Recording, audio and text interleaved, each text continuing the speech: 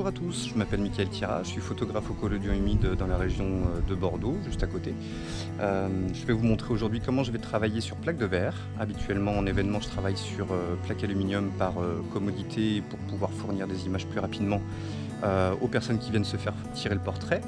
Aujourd'hui je vais vous montrer comment on travaille ou comment je travaille sur plaque de verre, ce qu'on appelle l'ambrotype, qui est en fait une image réalisée sur le verre translucide. Ce sera un positif et on va voir si ça fonctionne aujourd'hui parce que c'est le premier essai. Parfois le premier essai souvent loupe un peu et en plus on a beaucoup de vent. Comme je travaille essentiellement en lumière naturelle, je vais vous montrer un peu ça. J'ai mis mon tablier, très joli tablier qu'on m'a offert pour me protéger des chimies parce que je travaille avec du nitrate d'argent et d'autres chimies assez nocives. Je vais vous montrer un peu le montage. Alors, on a ici une petite fleur, jolie fleur du jardin, une optique d'Eroji de 1860 à peu près, qui est une optique française très ancienne mais qui fait de très très beaux clichés, que j'apprécie particulièrement en événementiel d'ailleurs. Une caméra MPP, une chambre grand format 4x5 qui permet de faire des plaques en 10 par 12 cm anglaise de 1954. Et vous allez voir, hein, avec ces vieilles optiques, on va devoir faire ça à la main pour pouvoir réaliser la photographie et le temps de pause. Allez, à tout de suite. Bon, nous voilà dans le laboratoire maison, qui n'est pas le triporteur bien entendu. Nous avons ici le bain sensibilisateur qui permet de sensibiliser la plaque pendant quelques minutes selon la température ambiante. Ici le bac de réception du révélateur et de l'eau quand on va révéler la photographie.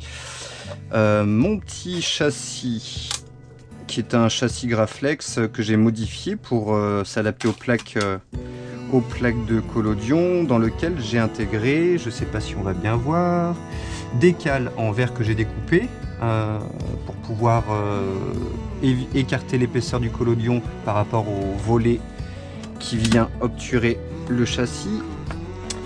Ici nous avons du révélateur, de quoi récupérer le collodion que je vais couler sur la plaque et le collodion en tant que tel.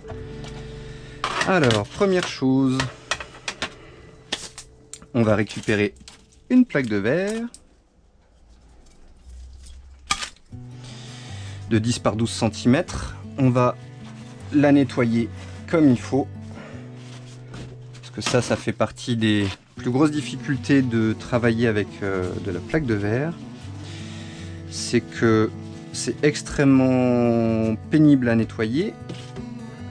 Essayer de nettoyer vos vitres sans avoir de poussière, c'est problématique. Et la poussière, dans la photographie au collodion humide, ce qui est problématique, c'est que la poussière peut interagir, et interagit d'ailleurs, avec le nitrate d'argent, qui peut créer de très jolis artefacts parfois, mais la plupart du temps, ça crée des artefacts, donc des pollutions organiques, chimiques, qui peuvent poser problème, parce que si on se retrouve avec un artefact en plein milieu de la photographie, ça pose problème. Si c'est sur les côtés, c'est pas très grave, encore faut-il que ce soit des artefacts assez réduits. Mais souvent, on évite le plus possible, hein, bien entendu. La grosse difficulté supplémentaire, ça va être de bien nettoyer les arêtes, de manière à ce que l'émulsion du collodion adhère bien et ne se décolle pas lors du séchage, puisque dans le collodion humide, jusqu'au dernier moment, quand bien même la photo soit réussie, on se retrouve parfois avec des décollements, surtout sur le verre. C'est pour ça qu'il faut absolument le nettoyer de manière rigoureuse et surtout sur les arêtes.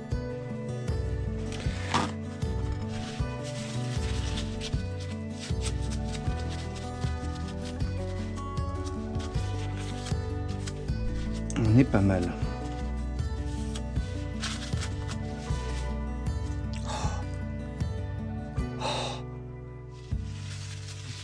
Alors un peu plus de nettoyage, voilà.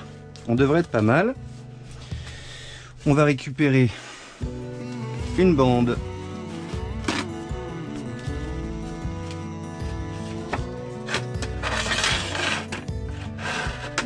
ici le collodion, le bocal de récupération, du surplus.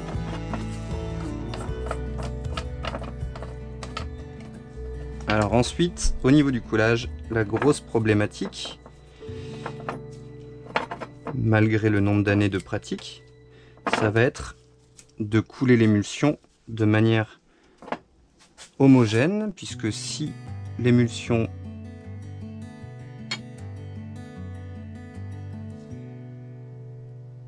n'est pas sur la totalité de la plaque, on se retrouve du coup avec des problématiques de... On va se retrouver en fait sans photographie dans la zone où l'émulsion n'a pas été appliquée.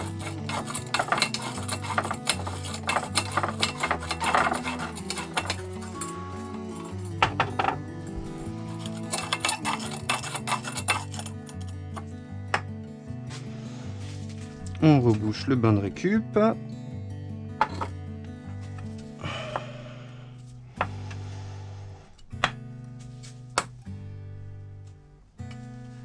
Et nous voici du coup avec une plaque qui a été bien répandue. On vérifie que ça adhère. Ok, ça s'est gélifié un petit peu. Donc on peut passer à la mise en bain dans le bain de nitrate d'argent.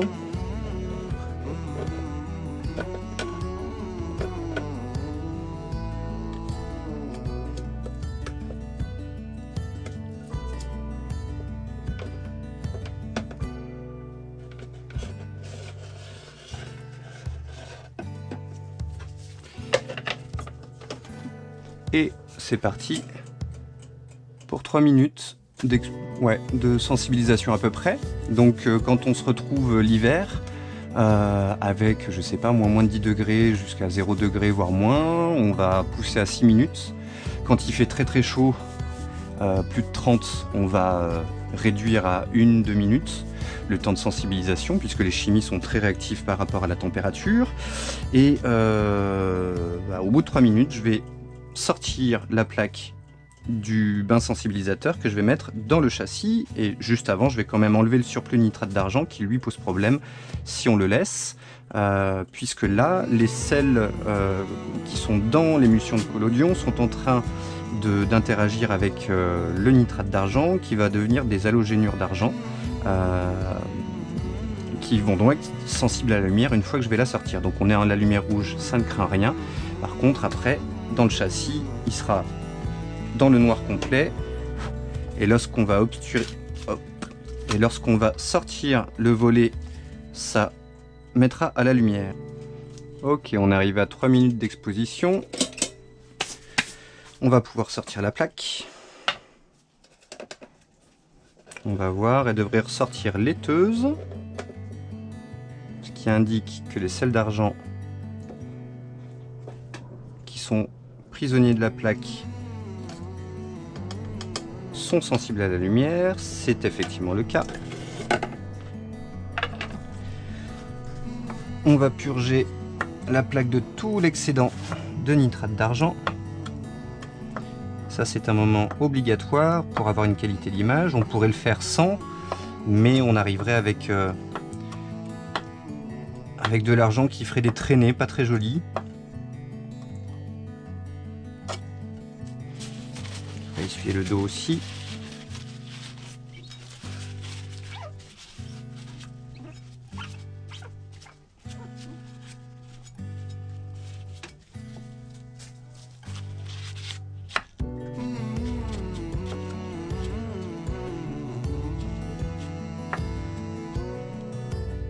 Ok. On peut placer doucement la plaque dans le châssis qu'on va venir tout doucement appliquer. On referme et c'est prêt. Allez, on place le châssis.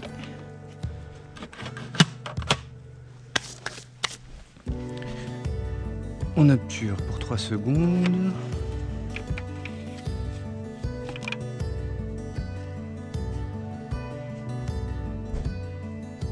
« 1001, 1002, 1003.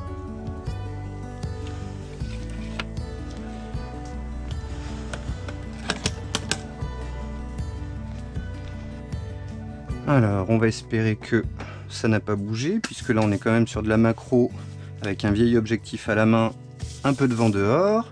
On a fait un temps d'exposition d'environ 3 secondes. Maintenant,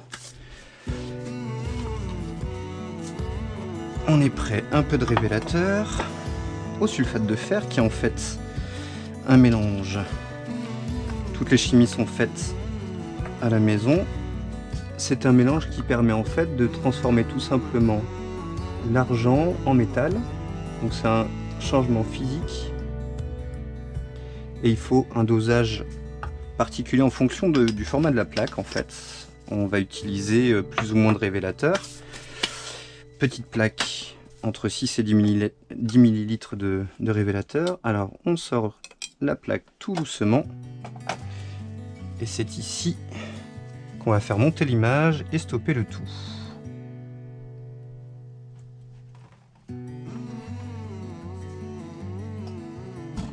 De l'eau pour stopper au bout d'un moment. Normalement c'est 15 secondes environ. L'image est en train de monter. Là on voit la fleur.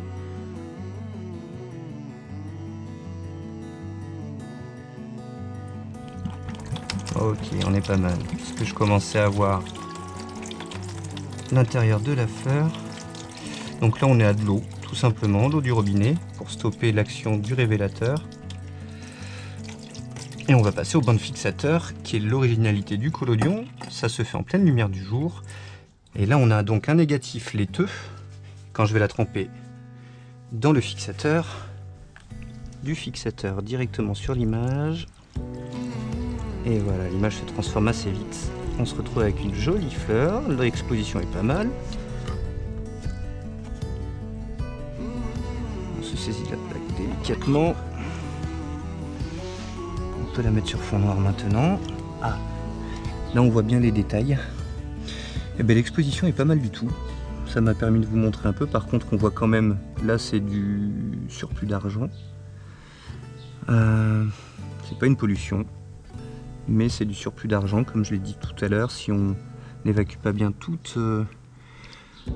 l'argent en excès, on le retrouve ici. Mais après, il y a une méthode, c'est de passer un petit coton pour tout doucement les enlever. Alors je reviens avec mon petit bout de coton. On est en pleine nature, on est dehors. Logiquement, on a de la poussière et tout. Alors voilà, on va délicatement retirer l'argent qui est en excès.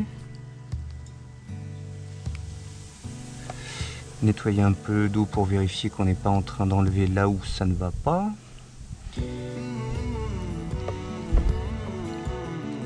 Voilà, donc principe de l'ambrotype, intéressant.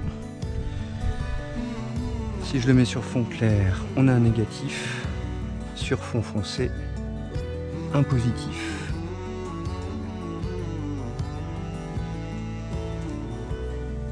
Toute la beauté de l'ambrotype est là, avec beaucoup de détails. On voit bien, ça a beau être une photo en 10 par 12 cm avec un petit sujet, on a quand même des détails très nets.